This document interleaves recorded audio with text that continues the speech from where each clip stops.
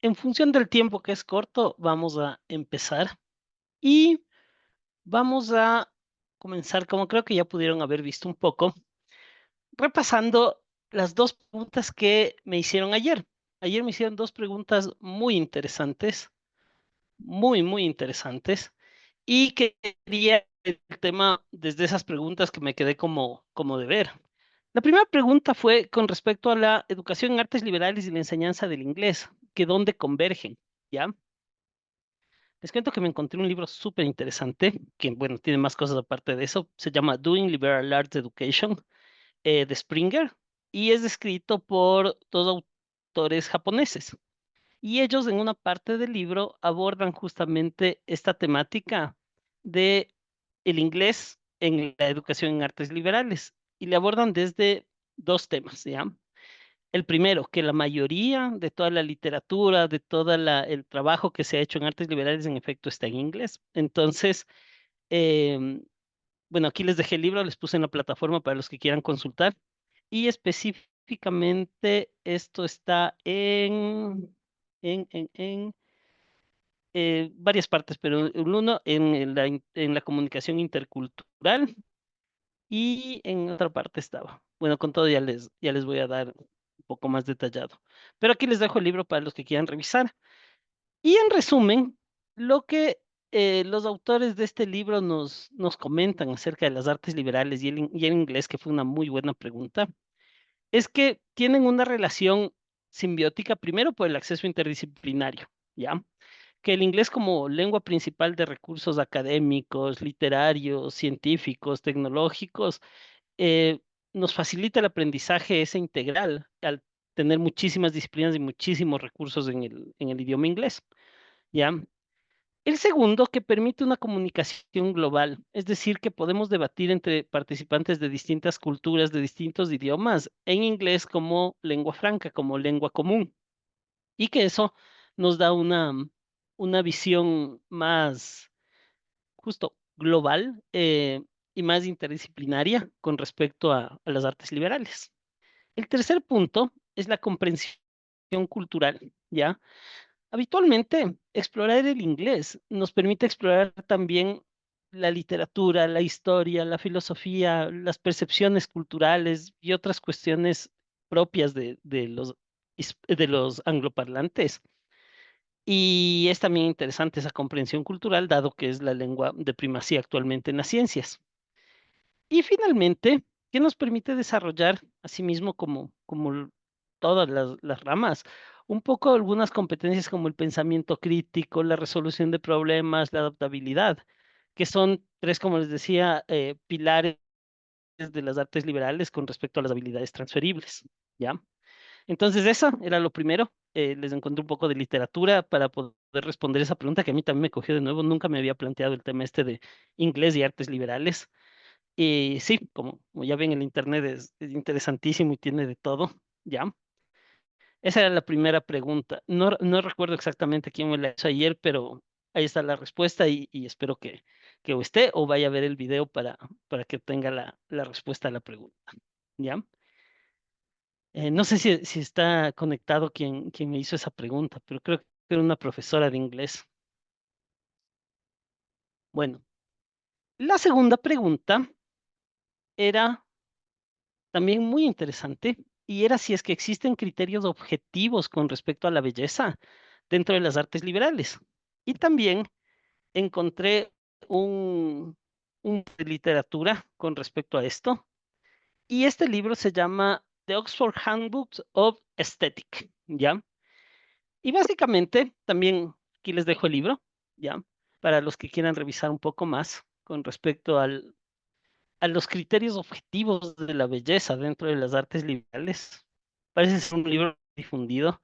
Eh, Encontré varias referencias cuando estaba buscando esto. Y al parecer sí existen algunos criterios objetivos de la belleza dentro de las artes liberales como marco filosófico, ¿ya? Y el primero me sorprendió porque era una palabra que muchísimos repitieron al estar conversando de esto, así que parece que un dio común también, que era la armonía y la proporción. Ya los primeros criterios comunes son la armonía y la proporción.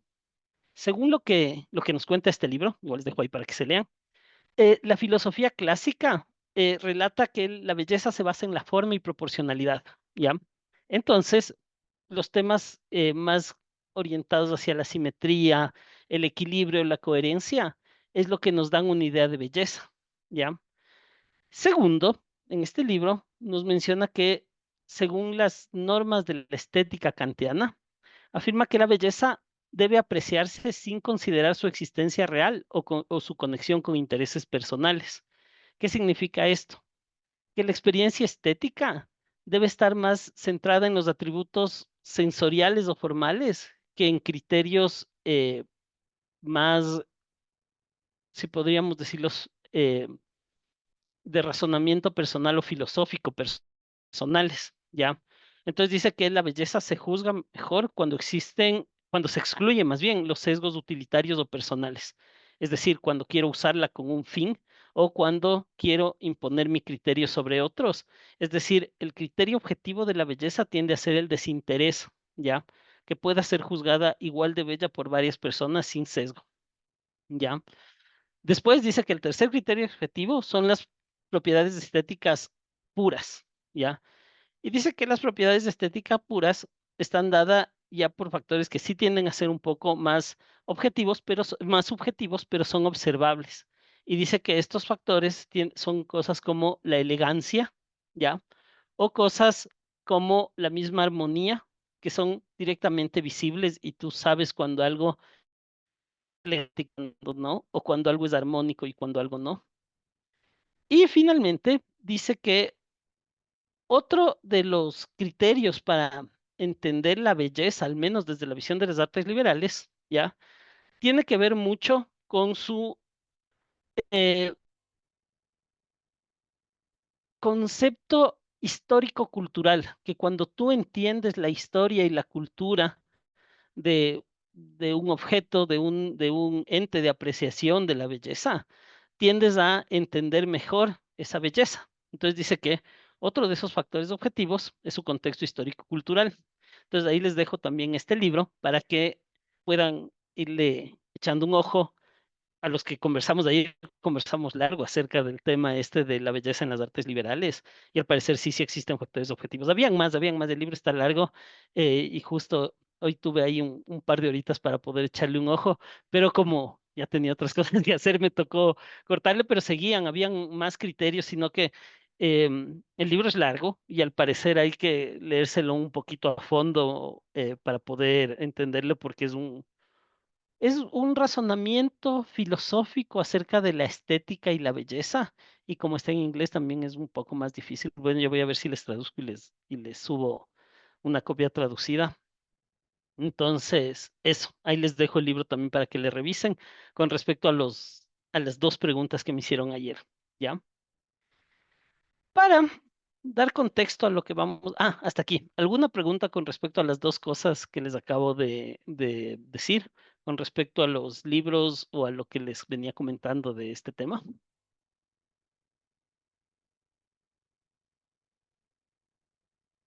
Ya.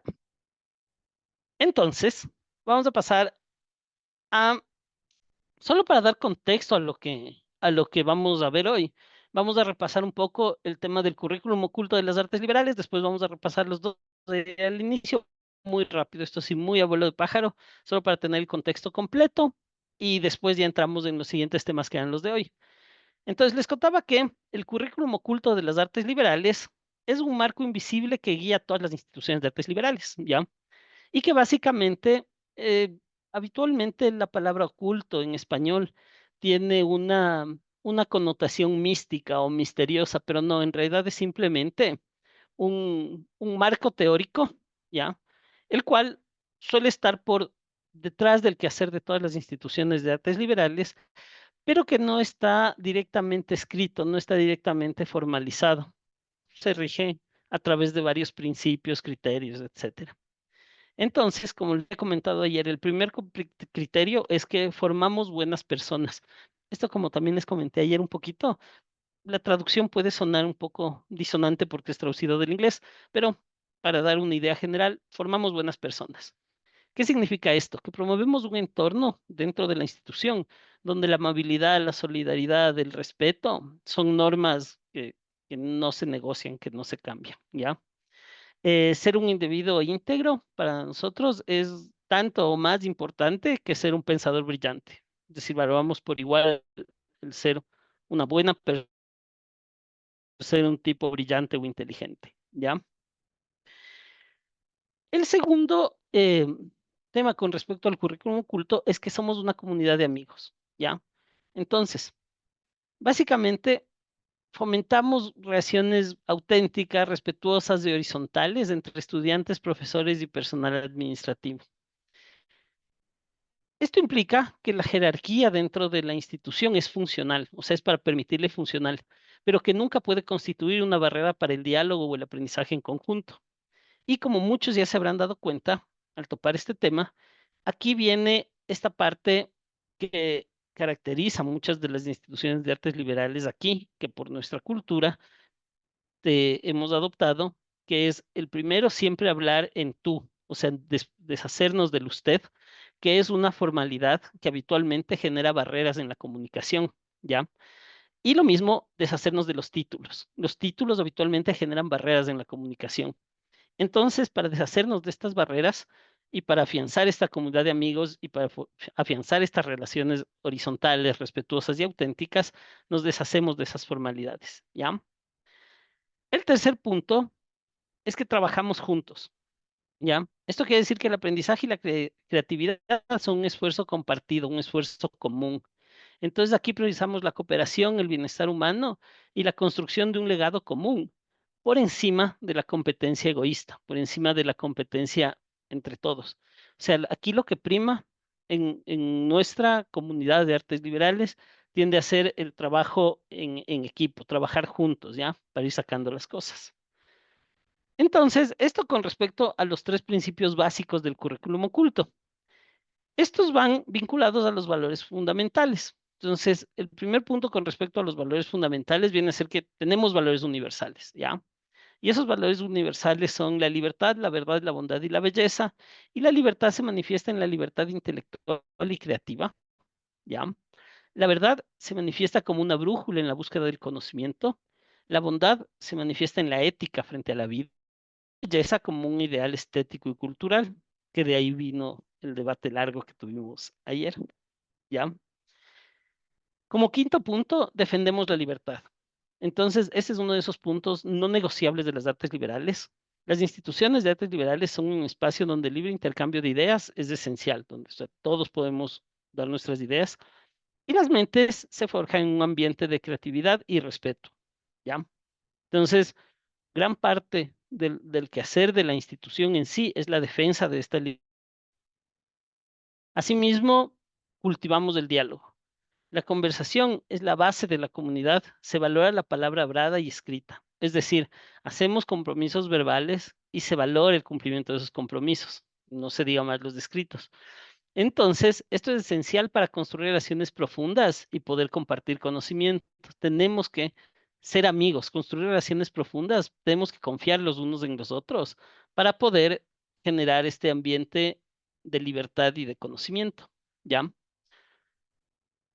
Como séptimo punto, aprendemos a través del debate.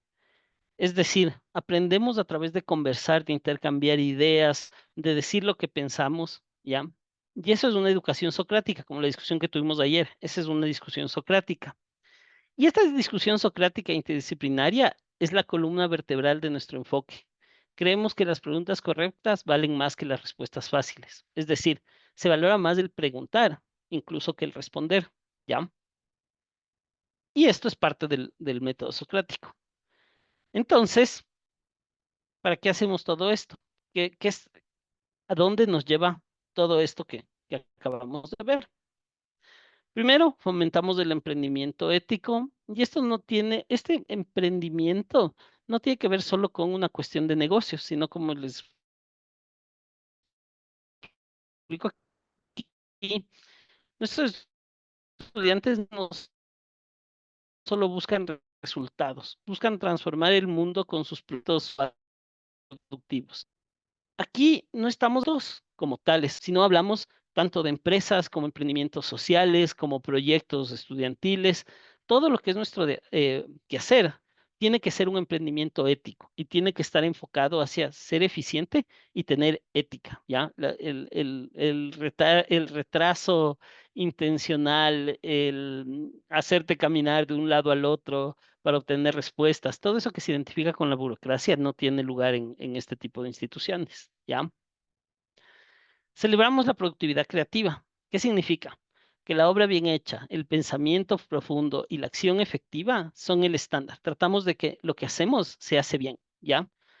Y entonces no producimos trabajos, solo trabajos académicos, no producimos solo ciencia, también producimos arte, ideas y proyectos. Y estos proyectos, arte, ideas que producimos tienen que perdurar, ¿ya? Ese es el objetivo. Ah, ya me salté un poquito. Ya, entonces creamos proyectos académicos y estos tienen un impacto duradero, tienen que perdurar en el tiempo. Entonces, ¿por qué? ¿Por qué este currículum oculto en las universidades de artes liberales? El marco de pensamiento es el que guía nuestra cultura, guía nuestros valores y guía la vida diaria dentro de las instalaciones de artes liberales. Es como un código de comportamiento. Todas las instituciones, sean públicas, sean privadas, todas tienen códigos. Por ejemplo, en las instituciones militares se valora mucho el respeto, la disciplina, la jerarquía. En las instituciones de artes liberales no tanto, no tienen mucho que ver con eso. ¿Ya?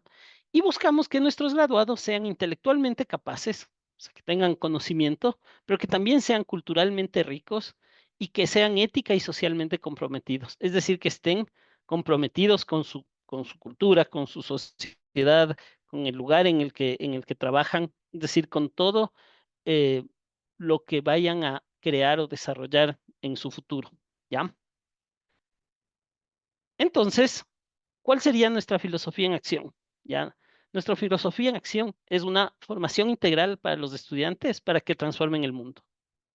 ¿Ya? Básicamente, esto ya lo habíamos conversado ayer, es una repetición para tener el contexto global y también porque ayer se me olvidó grabar estos 5 minutos y no quería dejarles sin esa parte a los que vean en diferido. Entonces, después, continuando con este tema, ¿ya? Habíamos pasado ya a lo que es más práctico. Hasta ahora teníamos todo el marco filosófico que vimos en la primera clase de conceptos, de historia, de qué son las artes liberales, cómo se desarrollaron, mm, qué deducciones lógicas quedaron entre sí, lo que era el seris cosmos, lo que eran los cuatro valores fundamentales, lo que eran el trivium y el quadrivium, todo el contexto histórico de la antigua Roma hasta llegar a la actualidad, etcétera, etcétera. Y aquí ya vamos con la parte más práctica. Vimos las dos primeras partes de esto ayer y por eso les voy a pasar un poquito rápido, que eran el pensamiento crítico y ya habíamos conversado un poco de cómo fue ese pensamiento crítico en el aula, ¿ya? Que tenía justo práctica con la presentación de perspectivas múltiples, ya que cuando yo les doy a mis alumnos un concepto o un criterio, probablemente les doy también el contrario y genero debate socrático en base a esa contradicción. Y el feedback reflexivo, es decir, trato de que las actividades que yo tenga en clase tengan un feedback, pero en base a un criterio reflexivo y que los mismos alumnos puedan generar esos feedback, ¿ya? Y bueno, como les había comentado, estas actividades también se pueden ir llevando en Zoom y en D2L. En Zoom a veces es un poco más difícil por cuestiones de tiempo, nos toca adaptarnos mucho, pero en D2L podemos ir abriendo foros de consulta, podemos ir abriendo incluso salas de chat para que los estudiantes interactúen asíncronamente. Entonces, básicamente son las mismas acciones, como el método socrático, las perspectivas múltiples del feedback reflexivo, adaptados a las. De la que conversamos es cómo transferimos la comunicación efectiva. Comunicación efectiva habitualmente eh, es de estos criterios fundamentales de las artes liberales. Lo que sabemos tenemos que ser capaces de expresarlo y expresarlo bien, ¿ya? Entonces, ¿cómo promuevo yo en el aula esta comunicación efectiva? Primero, y algo que, como les decía ayer, ustedes ya vienen haciendo, que son las intervenciones verbales continuas, es decir, preguntarle a la gente, hablar con la gente, hacer que participen de la clase, ¿ya? Y pueden ser desde debates informales hasta discusiones dirigidas, ¿no? Es decir, pongo un moderador, pongo grupos, divido el aula, etcétera, ¿ya? También tengo que pensar en variedad de formatos y estilos comunicativos. Aquí también hablamos de trabajos escritos, que pueden ser igual digitales, pero escritos, ¿ya? Como resúmenes concisos, se les puede pedir analogías visuales, como les comentaba ayer, decirle, ¿cómo visualizas tú, por ejemplo, la verdad? Dame una idea visual de la verdad. ¿Cómo visualizas la bondad? Por ejemplo, te van a decir, ah, sí, la veo como una paloma, quizá por cultura, ¿no? ¿Cómo visualizas la belleza? La belleza habitualmente la gente le visualiza o como naturaleza o como una mujer o como una persona, etcétera. Entonces, hacerles generar estas analogías es interesante porque también generamos ese pensamiento creativo mientras vamos generando comunicación efectiva. Y también usamos narrativas argumentativas, que es esto también ya les voy a subir el documento completo para que tengan la plataforma, me olvidé de subirles. ¿Qué son estas narrativas argumentativas? Las narrativas argumentativas son cuando ellos te cuentan algo, pero con un fondo y una reflexión, ¿ya? Entonces, tengan un argumento por ejemplo, tú preguntas, como habíamos conversado ayer, el tema este de la belleza. ¿Cómo interactúa la belleza como valor? Es subjetivo, es objetivo, existen criterios y claro, ellos te explican su visión y dan el argumento del por qué, ¿ya?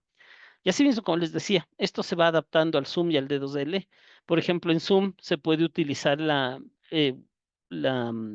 como hicimos, exactamente como hicimos ayer, los criterios rotativos, es decir, habla el instructor, pregunta, repregunta sobre eso, da paso a otro alumno para que hable. Entonces, esta rotación de participantes va generando distintos criterios, también enriquece el debate, ¿ya? También podemos hacer esta división de, no recuerdo cómo se llama exactamente, breakout rooms, esta división en varios cuartos para que debatan entre ellos y después hacemos una discusión ya más sólida en el medio. Y finalmente, las grabaciones de clase y autoevaluación. Las clases grabadas pueden ser revisadas luego y puede haber evaluación de lo que se dijo, de lo que se habló, rescatar criterios. Por ejemplo, yo me revisé un poco lo que hablamos ayer para poder eh, ver las dos preguntas que me hicieron, que me parecían interesantísimas y por eso les traje al inicio. Y de nuevo, en D2L podemos establecer foros, podemos pedirles que escriban un blog, podemos decirle que pongan entradas de blog colaborativas, etcétera. Y también podemos pedirle, como les había comentado ayer, y en esa fue en la parte que nos quedamos, el tema de proyectos multimedia. Decirles que suban podcast, que armen un podcast, que conversen de los distintos temas, que los suban al D2L, que se graben un video explicando un tema, el tema que ya vimos en clase, y que le suban como tarea. O por último, que hagan presentaciones con múltiples formatos, que en una presentación aparezca un video corto que puede ser grabado con el celular mismo. Esto aparte de este tipo de actividades, aparte de reforzar el tema de la comunicación efectiva, también les sirve para empezar a manejar herramientas, ¿no? O sea, para que empiecen a utilizar distintas herramientas que probablemente en ciertas carreras no es tan común el uso, como por ejemplo un grabador y un editor. Estoy aplastando el volumen, perdón. Como-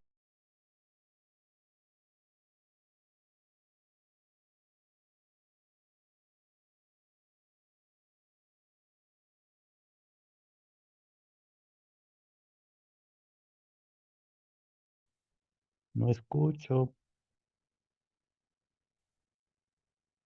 perdón, ahí me escuchan. Ahí te vuelvo a escuchar yo. Ahí sí se te escucha. Ah, ya, gracias. Sí, Bueno, ya regresó. me- sí, perdón, creo que aplasté algo por aquí. Es que yo cuando converso muevo bastantísimo las manos y creo que topé algo.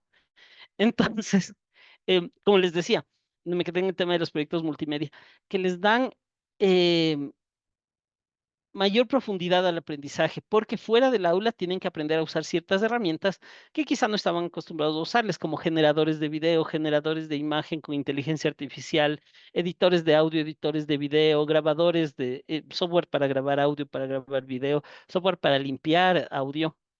Y entonces esta enriquece el aprendizaje, ¿no?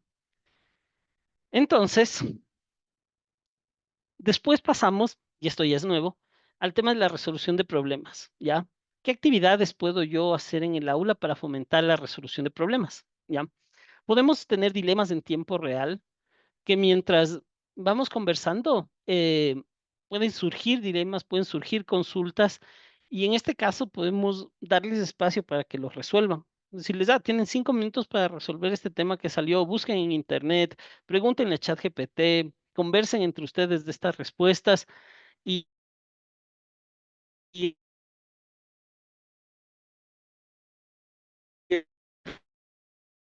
resuélvanlo. Inicialmente es una acción bastante memorista, ¿ya? Entonces, no están tan acostumbrados a este tipo de interacciones, pero después de la frustración inicial se van a acostumbrar y van a poder ya desarrollar ellos mismos esas respuestas. En el colegio se acostumbran a preguntar al profesor y si el profesor no sabe, se quedan con la duda. Por más que tienen el internet al acceso, tienen el celular en la mano, eh, no consultan tan directamente. Entonces, también para resolver problemas podemos ir dando contexto interdisciplinario, una visión histórica, esto funciona así. También, como ayer nos dijeron, el tema me pareció interesantísimo el tema de la podología, que yo como les dije, pensé que se limitaba a los pies y después, claro, tenía que ver mucho con la columna, con toda la estructura ósea, me pareció interesantísimo. Y claro, ese tipo de debates, de experiencias distintas, enriquecen el aula y les va a servir a ellos a futuro para resolver problemas. Muy probablemente yo ayer cambié toda mi visión con respecto a la podología. Ahora tengo un entendimiento un poquito más claro de qué se trata, ¿ya? Y finalmente, motivar los errores constructivos.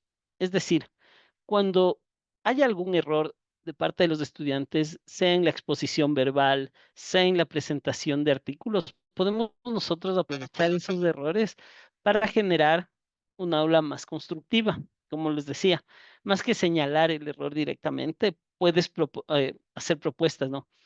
¿Y qué tal si en lugar de grabar tu podcast con tal herramienta que es la que usaste, pruebas esta otra? ¿Y qué tal si le pones para la próxima vez un poco más de luz a tu video porque nos interesa verte, ¿ya? Entonces, toda esa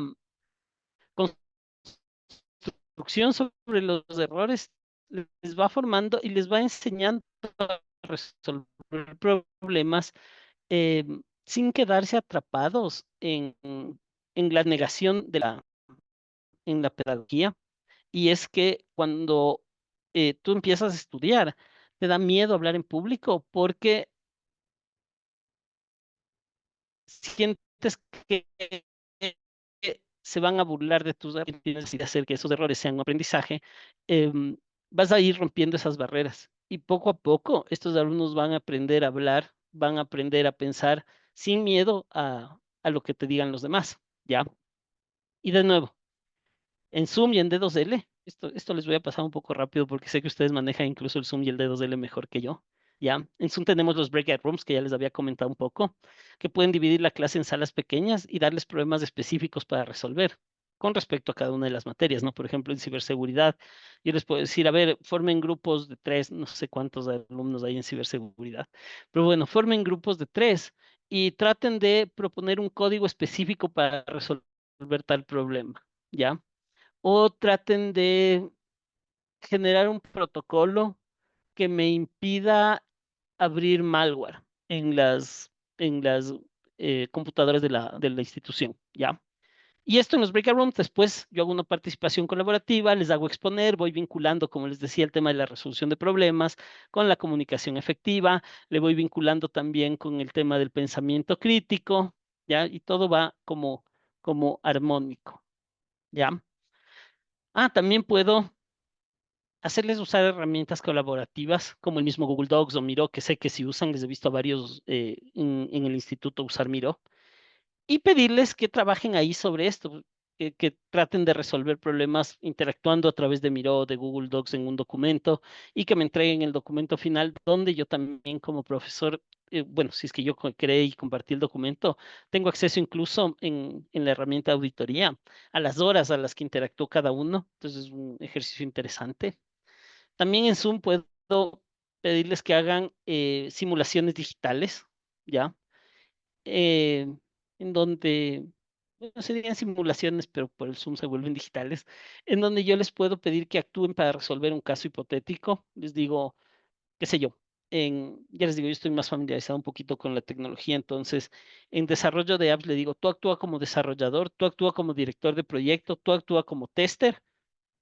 Entonces les doy roles y les hago simular esos roles en base a un caso real, ¿no? Les digo, resuelvan tal cosa, tú vas a dirigir el proyecto, tú vas a desarrollar, tú vas a hacer el testeo, ¿ya? Y en D2L podemos también integrar este tipo, pero ya síncrono. O sea, que me presenten casos prácticos, pero que me suban a la plataforma o que se graben un video resolviendo casos prácticos mediante el método socrático. Puedo hacer simulaciones en línea en la plataforma como les decía, asigno roles y ellos tienen que ir poniendo los pasos que les llevaron a resolver. O puedo dejar tareas abiertas en las cuales digo, no sé en nuestra versión de D2L, porque yo recién estoy usando, yo estuve más siempre acostumbrado a Moodle, pero en el Moodle a mí me deja gamificar un poco. Entonces digo, esta tarea está puesta para los tres primeros que le resuelvan. Solo los tres primeros que le resuelvan van a obtener insignia con respecto a esta tarea. No sé si eso te deja hacer de 2DL, pero es interesante porque le gamificas también un poco. ¿Ya? Esto con respecto a la resolución de problemas, son lo que podríamos aplicar en la resolución de problemas. Después del pensamiento creativo, ¿ya? ¿Cómo puedo yo motivar ese pensamiento creativo? Puedo, por ejemplo, plantear ejercicios de exploración libre. Les doy actividades, pero no les digo cómo hacerlas. Simplemente dejo que ellos busquen. Por ejemplo, en el mismo caso de los videos que hablábamos hace un momento, les pongo una tarea que diga, presenten un video en el cual ustedes resuelven un caso simulando roles y resuelven este caso. Hasta ahí. Eh, yo no les digo características técnicas del video, pero sí les dejo una instrucción final que les diga, por ejemplo, se calificará en función de la calidad del video, que es general, les da a hacer entonces las tareas un poco abiertas para que ellos vayan viendo las formas de resolverlo, sobre todo en las cuestiones un poco más eh, que no generen eh, tanta diversidad, ¿no? O sea, como por ejemplo, dejarles que ellos elijan el software, dejarles que elijan cómo generar, pero darles unos lineamientos claros de lo que se va a calificar, ¿ya? Otra cosa, usar modelos Usar abstractos como analogías, analogías o metáforas, metáforas también. pedirles que cambien la forma en que se presenta la información, ¿ya? Esto también les obliga a pensar de forma creativa, a ir desarrollando distintos modos de ver las cosas. Podemos diseñar problemas donde no haya una sola respuesta correcta, forzando el desarrollo lateral, ¿ya? Un ejemplo, bueno, más orientado a mi área, que es el desarrollo, es, por ejemplo, darles actividades de desarrollo abiertas, en las cuales les dices, necesito un software que use tales funciones y ustedes decidan qué va a hacer el software. Yo necesito que apliquen tales funciones y ustedes decidan. Este tipo de problemas abiertos les obliga a pensar lateralmente, a buscar otras soluciones, otras respuestas, y eso motiva bastante el pensamiento creativo, ¿ya? La implementación de este tipo de estrategias de aula en el Zoom o en D2L, podemos hacer en el Zoom una lluvia de ideas, como les había comentado, podrían utilizar Miro para plantar ahí sus ideas, buscar soluciones y justamente calificar la que esté más orientada a la creatividad, a algo nuevo, ¿no? Compartir ejemplos inesperados o fuera de contexto, ¿ya? Estás tratando un tema y puedes vincularlo en base a esta forma holística de trabajar de las artes liberales, con otro tema que no está directamente relacionado, pero que te sirve para hacer tus propias analogías, ¿ya? Eso también podemos ir trabajando un poco. Y de nuevo, en D2L podemos gestionar todo esto, pero de forma síncrona, ¿ya? Abrirles foros, plantear tareas para que entreguen, por ejemplo, decirles que en base a un concepto artístico, a un concepto científico, me escriban un poema. Eso es interesantísimo. Por ejemplo, decirle, qué sé yo, les estoy dando teoría del cosmos, cómo funcionan las supernovas. Si les escriben un poema acerca de supernovas, motiva la creatividad, le toca revisar mucho porque escribir poemas es bastante complejo. Y también a ti te va sacando incluso a ti de tu área de confort, ¿no? Y te permite entender muchas cosas nuevas. También, como les decía, podemos pedirles mapas conceptuales que las ideas habitualmente, sobre todo cuando son muy modernas, tienden a no estar correctamente conceptualizadas o entendidas. Cuando yo les pido que me creen un mapa mental, que pueden usar cualquiera de las herramientas de mapas mentales que hay disponibles en Internet, cuando yo les pido que me creen un mapa mental, les obligo a, a buscar esas conexiones entre las cosas y eso pues, desarrolla bastante el pensamiento creativo. Entonces, estábamos cerrando el tema de cómo en el aula yo puedo motivar el pensamiento creativo, ¿ya? Sí, sí les he tenido subido el documento completo de esto para que le revisen. Esto les va a servir como, tómenle como polla, para que cuando tengan alguna duda acerca de cómo implementar estas cosas, le tengan el documento y puedan basarse. Ahí les doy algunas ideas y etcétera, ¿ya? Trabajo en equipo y colaboración. ¿Cómo yo les enseño a trabajar en equipo? Bueno, eso yo creo que ustedes hacen bastante, porque proyectos grupales les mandan a hacer bastante, que se dividan los roles entre ellos, es una buena forma de motivarles. Rotación de roles, hacer que, por ejemplo, si es que uno asumió el rol de project manager, por ejemplo, en el proyecto anterior, esta vez asuma el rol de tester, si es que el otro asumió el rol de desarrollador. Me imagino que en las otras carreras también tienen roles, o sea, por ejemplo, en, qué sé yo, en un trabajo de dermatocosmetría, probablemente el uno es el que verifica cómo quedó el trabajo, el otro es el que hace la limpieza, etcétera. Entonces, ahí pueden ir sugiriendo una rotación de roles para que cada vez asuman todos los roles posibles y aprendan mucho más y aprendan a trabajar en equipo y colaborar, ¿ya? Y también pueden generar espacios compartidos, ¿ya? Pones a distintos grupos a interactuar entre ellos en un problema o en generar una discusión entre ambos para la resolución de un problema y vas haciendo que estos grupos interactúen entre sí para poder ir resolviendo problemas, para poder ir gestionando incluso tiempos, etcétera, ¿ya? Y de nuevo, como les comentaba, ya para lo que es digital, vamos simplemente adaptando estrategias, por ejemplo, eh, eh, eh, de nuevo, los breaking, ¿cómo se llaman? Esperen, te estoy viendo. Ah, no me parece. Pero bueno, estas salas que podemos formar con distintas personas, asignando un número de personas a cada sala, podemos también hacerles trabajar en conjunto, participen. Ahí sí puede el profesor tomar un rol un poco más primordial, hacerles participar a todos, sobre todo cuando tengo aulas no tan grandes, cuando tengo aulas de 20, 30 personas, es difícil hacer que todos participen, pero cuando tengo aulas de 5, 10, es factible ponerles problemas e ir rotando la participación, ¿ya? Y también podemos jugar con las herramientas que nos dan, como por ejemplo el chat. En el chat podemos ir planteando problemas, decirles que los respondan ahí en el chat. decirles que nos den el feedback de lo que vamos hablando en el chat y vamos respondiendo. Sobre todo los más jóvenes están bastante acostumbrados a esa interacción porque suele ser la interacción que tienen en ciertas redes sociales en los en vivo, que hay alguien hablando y ellos le van escribiendo cosas por el chat y él les va respondiendo directamente en el video. Entonces, como los jóvenes están acostumbrados a ese tipo de interacción, suele prestarse bien para este tipo de clases, ¿ya? Después tenemos la gestión del tiempo, ¿ya?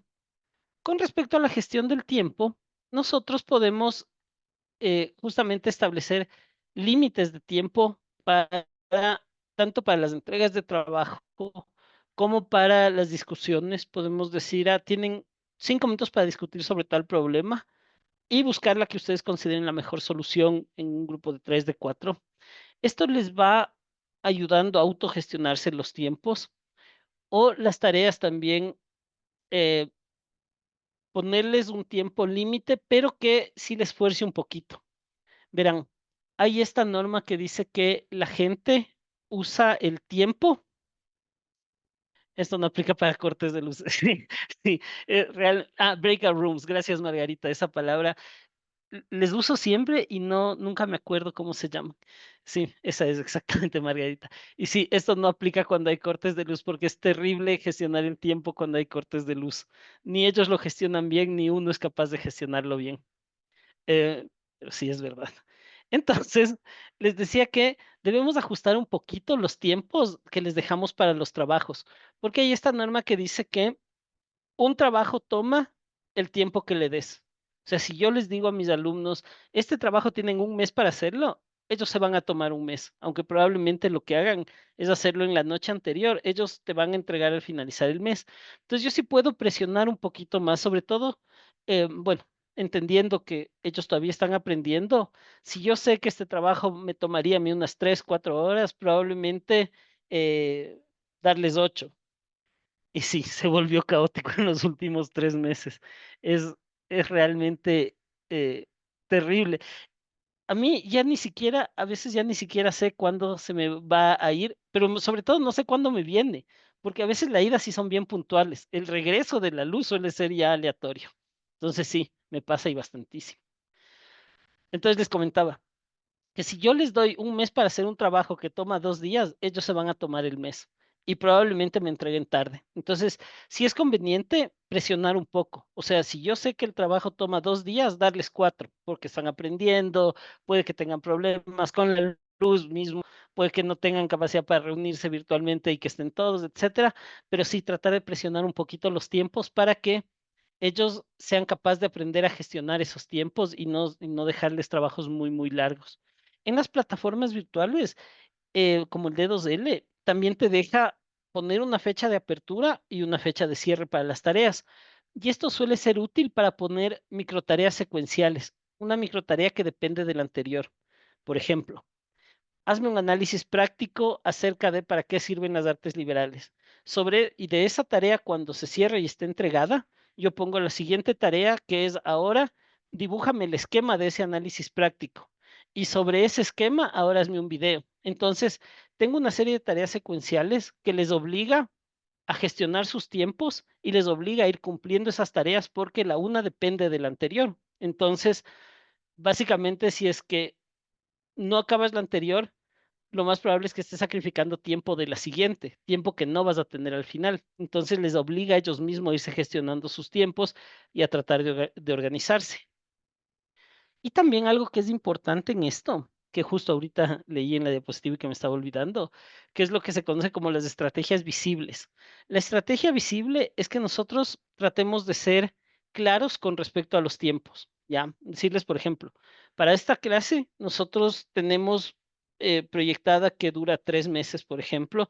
En estos 3 meses se va a ver en este orden los temas, no necesitas darles con tiempo en minutos y segundos, pero sí vamos a ver estos temas, entonces las tareas están organizadas de esta forma. Esa estrategia visible les permite a ellos también planificarse y les permite eh, pensar cómo van a hacer las cosas, ¿ya? Entonces siempre es recomendable ser muy, muy claro con nuestra estrategia de tiempos, ¿ya? Lo mismo pasa en las clases virtuales. Tratar de tener una estructura clara de clase. Por ejemplo, nos tomamos 15 minutos para hacer ejercicios en clase, tomamos 20 minutos al inicio, siempre puede fallar, sobre todo en cuestiones técnicas, pero nos tomamos 15 minutos de clase al inicio para revisar lo que vimos la clase anterior. Ah, eso me olvidé decirles arriba, creo que estaba en la parte del feedback. Siempre es interesante revisar un poco, aunque sea vuelo de pájaro, la clase anterior para ir contextualizando eh, a todos los que están participando, ¿no? Arriba sí mencionábamos esta parte del feedback, pero creo que yo me olvidé más bien de comentarles. Entonces, este tipo de reglas muy claras también se pueden aplicar al Zoom, ¿ya? Tener tareas cronometradas. El tiempo en línea, sobre todo, es bastante corto. Entonces, si yo tengo 45 minutos de clase y se me demoran más en la actividad, probablemente ya no alcanzo con mi clase planificada. Entonces, darles tiempos cronometrados. Decirles, justo, regresamos en 5 minutos y regresamos en 5 minutos porque la clase empieza con los que estén. Decirles, tienen 5 minutos para hacer esta tarea y en 5 minutos tienen que estar enviada porque si no, ya no se cuadran los tiempos, ¿no? Y también podemos empezar a usar recordatorios digitales. En D2L existe bueno, de nuevo, no he manejado mucho D2L, pero en Moodle, y también debe haber en D2L porque es una plataforma un poco mejor de Moodle, según me han comentado. En Moodle hay este recordatorio programado en el cual yo puedo programar hasta con, creo que 5 minutos de anticipación con respecto a la tarea, que se le envíen recordatorios, por lo general al mail o a la plataforma si es que está abierta. Entonces, estos recordatorios programados también les permiten a ellos al inicio, sobre todo cuando estamos en los primeros años de carrera, en los primeros semestres de carrera, todavía no están acostumbrados a las dinámicas de la educación superior. Entonces ahí les podemos nosotros poner recordatorios programados para que vayan cogiendo el ritmo, ¿no? Y como les digo, en eso sí nos suelen ayudar las plataformas. En Moodle sé exactamente cómo hacerlo, en D2L, ya les digo, no, nunca he trabajado con esto, pero hasta donde sé, D2L es una plataforma mucho mejor y más amigable que Moodle, así que debe tener el, el tema este. Con todo, me anoto para eh, consultarles también cómo se hace esto de los recordatorios en D2L y yo les pondría apenas sepa un video o un documento de cómo se hace. Me anoto para como las tareas que me quedé ayer, recordatorio. Ya, D2L. Listo. Eso. Entonces, esto con respecto a la gestión del tiempo que es necesario transferirles a los estudiantes.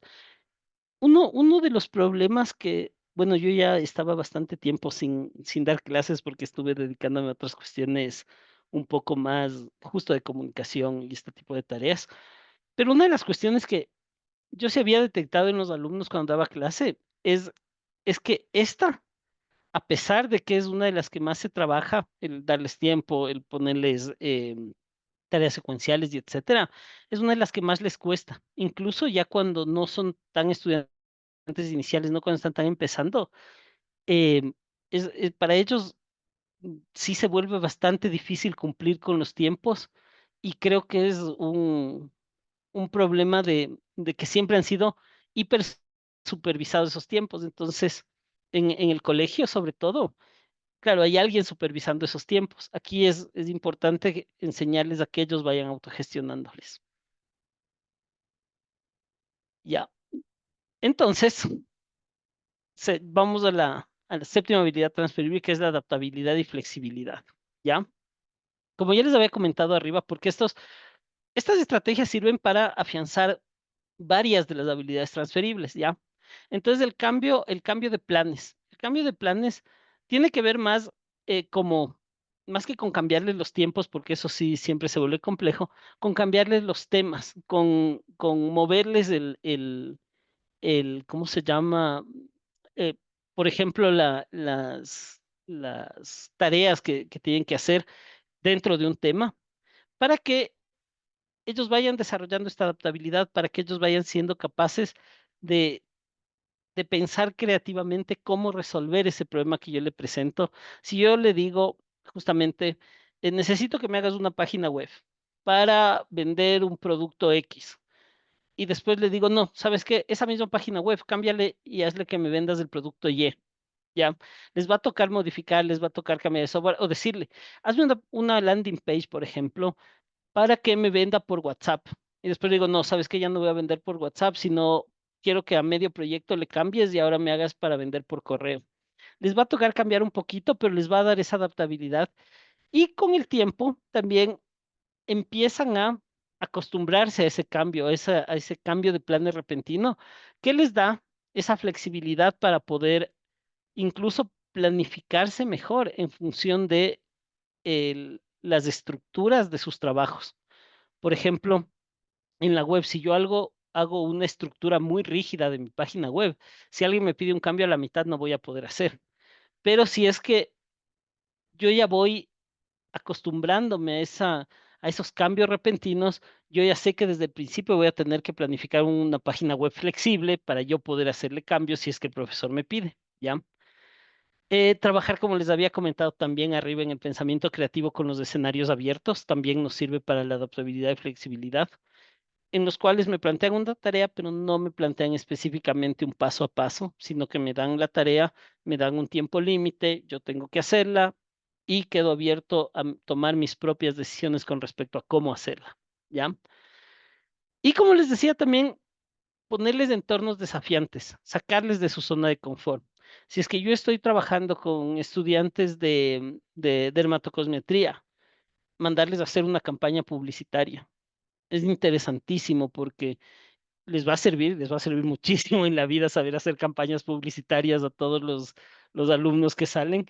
Y de paso les saca bastante de su zona de confort, pero tienen que vender justamente su trabajo y les va a tocar entender correctamente qué requiere la gente de su trabajo, qué es lo que la gente busca en ellos.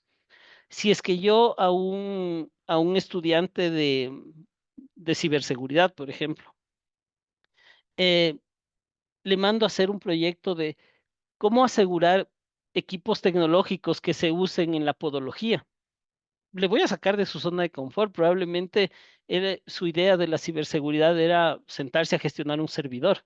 Pero si yo le pongo a analizar la ciberseguridad de un equipo tecnológico usado en podología, es un cambio interesante y como les digo, le saco totalmente de su zona de confort. Asimismo, si a un marketinero yo le mando a hacerse una página web programándola a él, probablemente le toque aprender un montón de habilidades que no estaban tan planificadas. Y así puedo ir mezclando todas estas disciplinas y a la vez darles esa flexibilidad, que sepan, verán, esto ya tiene más que ver, mucho más allá que con las artes liberales, y sí les ha de haber pasado a ustedes también como profesionales. Uno tiene una formación a veces tan rígida, a mí me pasó sobre todo como les digo, con ingeniería, que de repente me tocó empezar a hacer temas de comunicación porque yo estaba dedicado a los sitios web y claro, yo tenía una visión bien técnica de los sitios web y me tocó empezar a hacer tareas de comunicación, entender cómo la gente visualiza estos sitios web, después aprender un poco de UX, después aprender un poco de SEO, que es como las computadoras en cambio ven mi sitio web. Y todos esas salidas de confort que son obligatorias ya en el mundo laboral, es bueno que vayan tomándolas desde las aulas. O sea, que vayan sabiendo que en el mundo laboral, si son marketing, probablemente les toque hacer un montón de cosas que no tienen mucho que ver con marketing. Si son doctores que están especializados en salud o especialistas en salud, probablemente les toque hacer muchas actividades que tengan que ver con administración, con gestión, incluso con números, cuando ya salgan al mundo laboral. Entonces, esos entornos desafiantes es interesante plantearles, ¿no? Y asimismo, en el Zoom yo puedo, eh, obviamente con respeto y todo, pero interrumpir lo que me están exponiendo, por ejemplo, para hacerles una pregunta que les cambie el panorama, que les cambie el contexto de lo que estamos hablando. Y eso también te va reforzando estas habilidades de adaptabilidad, porque a tu cerebro de repente le cortas la línea que tenía de comunicación y le toca inventar, idear algo. Y también refuerzas el pensamiento creativo, ¿no? Y también hacerles cambiar de roles. Por ejemplo, si yo les pido a tres estudiantes que me expongan un tema y me dice el primero, es bastante común en clases cuando se para un estudiante y dice, bueno, a mí me ha tocado exponer tal parte.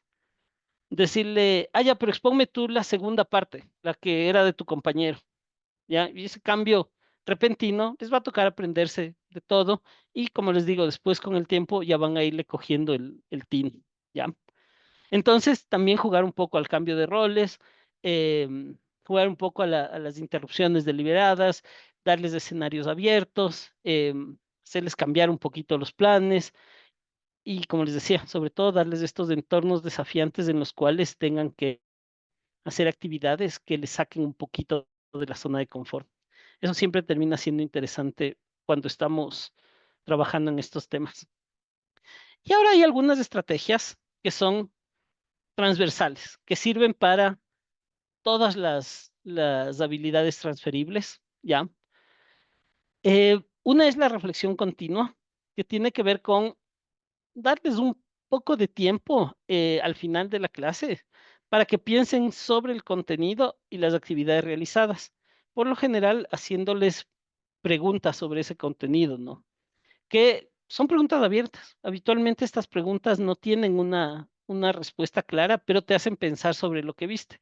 Por ejemplo, en este caso, una pregunta clásica de esto es, alguno de ustedes dígame, ¿qué aplicaciones mientras yo iba hablando ya le fue viendo a lo que estábamos hablando? Por ejemplo, em, ¿alguno de ustedes ya vio cómo poder implementar un cambio de tema en medio de una clase? ¿O cómo hacer que les dé un entorno desafiante a ciertos estudiantes? De hecho, cuéntenme alguno de ustedes si ya vio cómo implementar algunas estrategias en su clase. O cuéntenme si quieren, aquí alcen la mano o por el chat, pero cuéntenme si ya se les vinieron ideas de cómo ir haciendo esto en sus clases.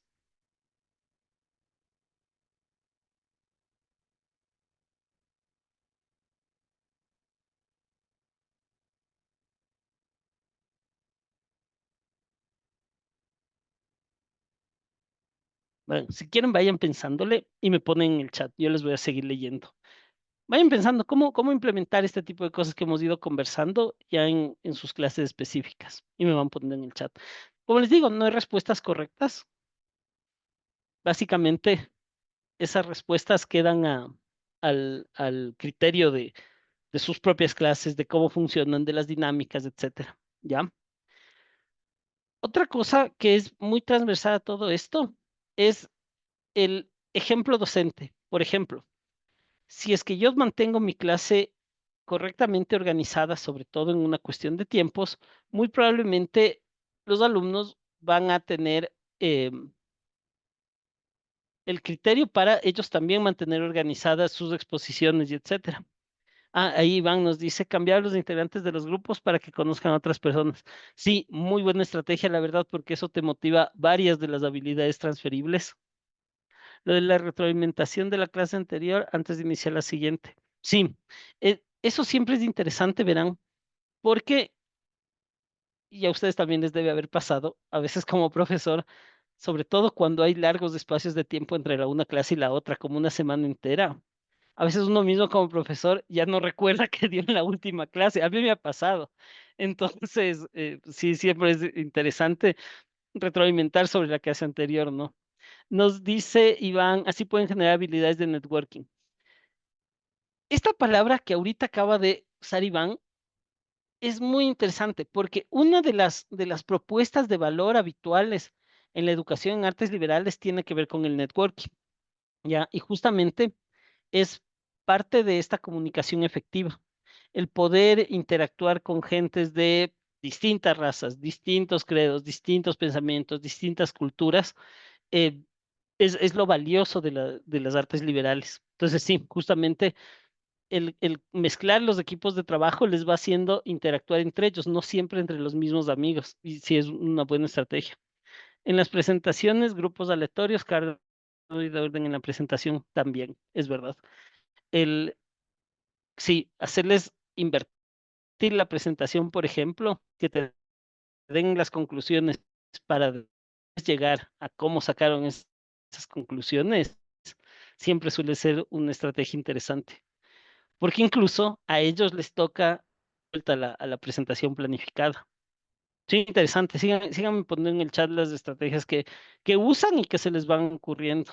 ¿Ya? Lo otro que ya les había comentado, pues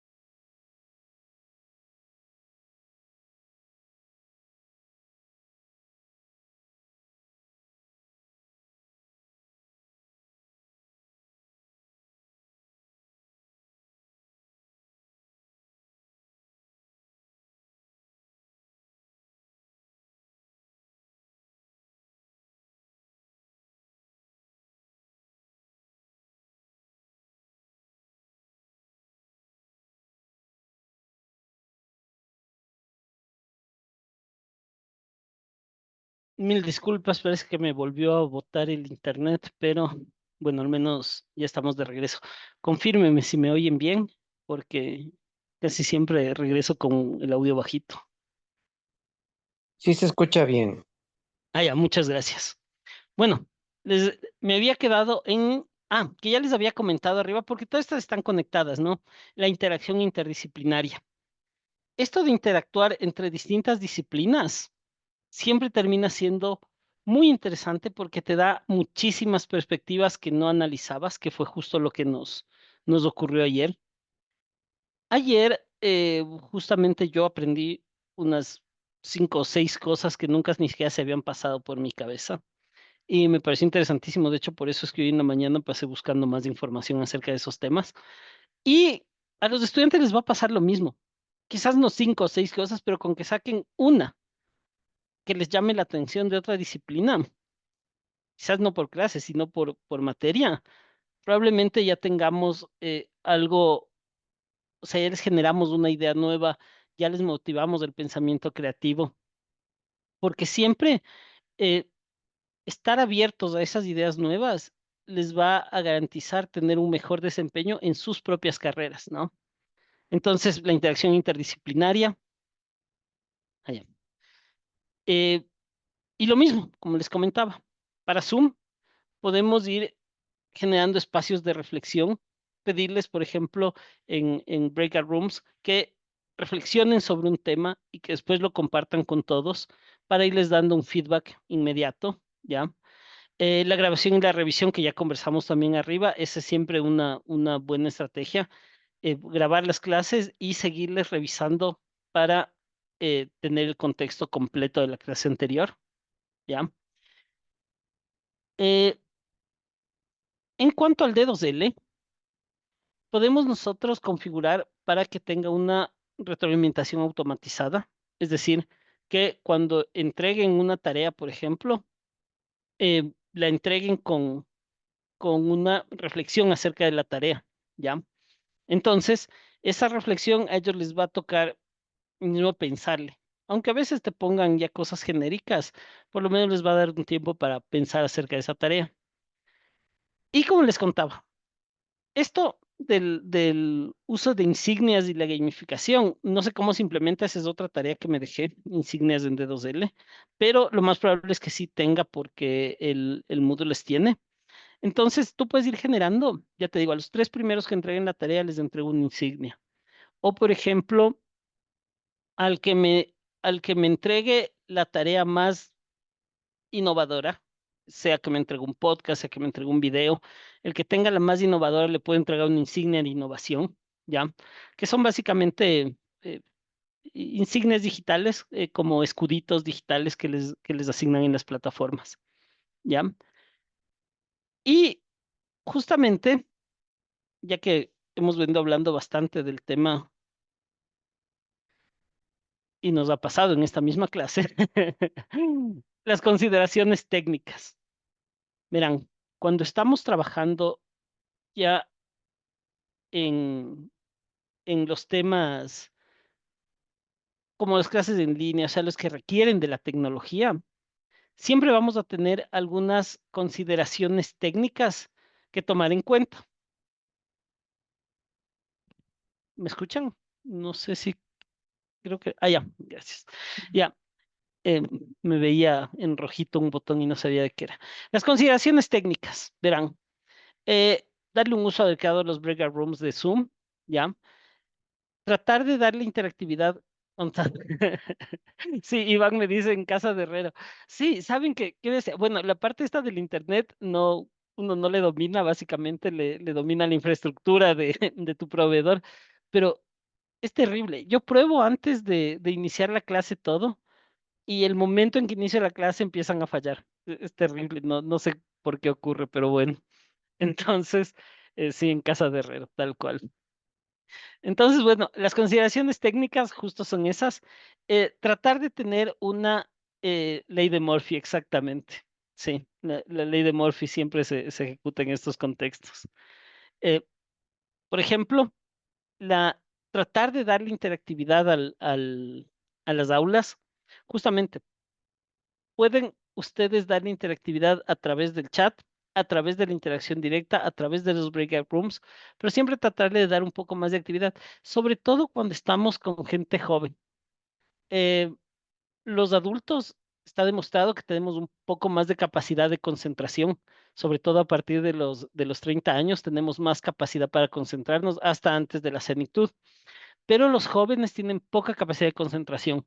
Y también ahora con las redes sociales estas de interacción rápida como el TikTok, las de recompensa rápida como el Instagram, han perdido la capacidad de concentración. Entonces nos vemos obligados a hacerles interactuar, a preguntar, aunque sea preguntas abiertas, para mantener el interés sobre la clase, sobre todo cuando estamos dándoles a los más jóvenes que por, como les digo, por la misma interacción con las redes sociales y por cómo funcionan estos sistemas, en el TikTok, su atención requiere de 15 segundos. Es toda la atención que ellos le dan a un video de TikTok, ¿ya? Entonces, su cerebro se empieza a acostumbrar a esta interacción rápida y justamente pierden la capacidad de concentrarse largos periodos de tiempo. Nosotros tenemos que darles interactividad para que mantengan el interés, pero no tan rápida porque luego sí su cerebro se acostumbra a eso. Entonces, cada 10 15 minutos podemos hacer preguntas abiertas, etcétera. Sobre todo, ya les digo, cuando estamos trabajando con más jóvenes, ¿ya? Y tratar de sacarle el provecho a todas las herramientas, ¿ya? Tratar de interactuar por chat, tratar de interactuar por encuestas, tratar de interactuar por reacciones, que den likes. Justo les puedes poner dos mensajes en el chat, uno que diga dale like a este mensaje si estás con la opción A, dale like a este mensaje si estás con la opción B, etcétera. Vas generando una cierta interactividad e interactividad es la que están más acostumbrados a tener, ¿no? Y como ya mismo se nos va la luz de nuevo, que es otro de los temas constantes en esta semana, eh, ahorita acabo de ver y ya nos quedan 4 minutos, tengo que dejar asegurándome que se pause para que se grabe. Entonces, le voy a acelerar un poquito a todo este tema. Entonces, les decía que se me fue por andar pensando en esto. Ah, ya, en el D2L. En el D2L tenemos herramientas, eso ya verifiqué que sí existe en el D2L, como el H5P, que te deja generar contenido interactivo, que te deja hacer contenido que, por ejemplo, les toca ir dando vuelta a unas tarjetitas para encontrar la respuesta correcta y después marcar cuál es esa respuesta correcta, que es un poco ya más interactivo que simplemente darle clic a una encuesta de sí o no. Ya, te deja hacer videos en los que puedes ir comentando asíncronamente el video y se va guardando en la posición donde comentaron el video. Te deja hacer algunas cosas interesantes del H5P. Y claro, de eso yo quería proponer un curso porque yo tampoco sé usarlo bien, pero sí quería proponer que nos den un curso de H5P porque habitualmente como profesores no sabemos usar todas esas herramientas y ya están ahí, ¿no? ¿Ya? Eh, bueno, organizar los módulos de manera lógica. No se puede instalar Brightspace. Yo en cambio consulté y vi que sí hay una versión de H5P para Brightspace. Y de hecho, Pablo Morales, que es el encargado, me comentó que Brightspace había comprado D2L. Fabián nos quiere contar algo, creo que sabe de este tema. Hola, ¿cómo estás? Qué gusto. Perdón que intervenga un poco. Hola Fabián, sí, cuéntame. Verás, yo manejo H5P, me gusta mucho porque en Moodle es lo más interactivo que puedes encontrar. Y Exacto. quería implementarle justo en el Bring Space, en el D2L, pero me comentaron que con tecnología que no se podía instalar porque yo quería hacerles videos de interactivo y quería hacer el flashcard. Y me dijeron que no. Entonces, eso también habría que discutir con el tema en la institución, porque es un módulo que se instala, ¿no? Y el módulo gratuito no funciona igual que el módulo gratuito en Moodle. Entonces, sí sería bueno, y como tú dices, y hacer un curso sobre eso, o una introducción, no sé, algún tipo de inducción sobre eso, porque es súper interesante, ya que eso sí es interactivo y se puede utilizar en el aula y se autocalifica. Eso sería más, eso creo que también te reduce tiempos en el tema de la docencia. Eso, no te Ajá. molesta más, mejor, gracias. No, Fabián, de hecho, gracias. Sí, y sabes que yo justo había visto esta noticia la semana anterior y le consulté a Pablo, que es el encargado de TI, y él me había comentado que sí, que sí había visto él también que de hecho D2L compró H5P. O sea, ahorita D2L es el dueño de H5P. Entonces, claro, de ley debe haber alguna forma de instalarle. Está de consultar, y sí, un curso de H5P sería buenísimo para todos los docentes, porque como te digo, es una herramienta fantástica. Y en Moodle me imagino y en Moodle no es tan nativo, o sea, viene desde otra plataforma y funciona súper bien, así que me imagino que acá en D2L debe funcionar también increíble. Entonces sí, pero gracias porque es un buen feedback, ¿no? Y sí, como hay una planificación y van a seguir habiendo capacitaciones y etcétera, es una buena propuesta que también me anoto para hacerles el H5P en el D2L. Sí, ya me quedo con varias tareas para mañana.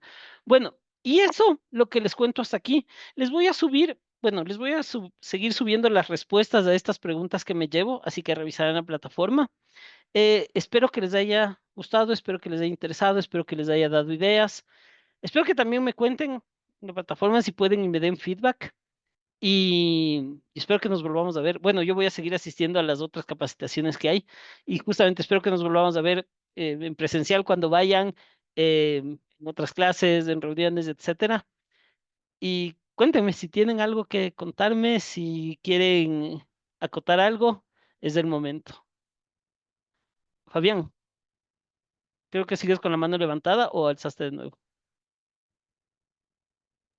No, es lo que nos pasa. Dejé la mano levantada. Solo quería Ah, ya, decirte ya. gracias. Me gustó bastante la clase, la verdad. Bastante disruptiva. Me pareció interesante lo que comentaste. Chévere. Entonces, muchísimas gracias a todos. Nos seguiremos viendo y espero que les haya sido valiosa esta clase. Espero que les sean valiosas los recursos que les dejamos en la plataforma y espero vernos en las siguientes clases. Jaime, Muy muchas amable, gracias. gracias por todo. Un abrazo a todos. Gracias, Hasta Jaime. luego. Buenas Muchas noches para gracias. todos. Gracias, una buena noche. Chao, que les vaya bien. Muchas gracias, hasta luego. Gracias. Buenas noches. Una linda noche a todos. Buenas noches. Gracias. Chao. Les vaya bien. Hasta luego. Buenas noches. Chao, Buenas Fernando. Que te noches, vaya buenas bien. noches.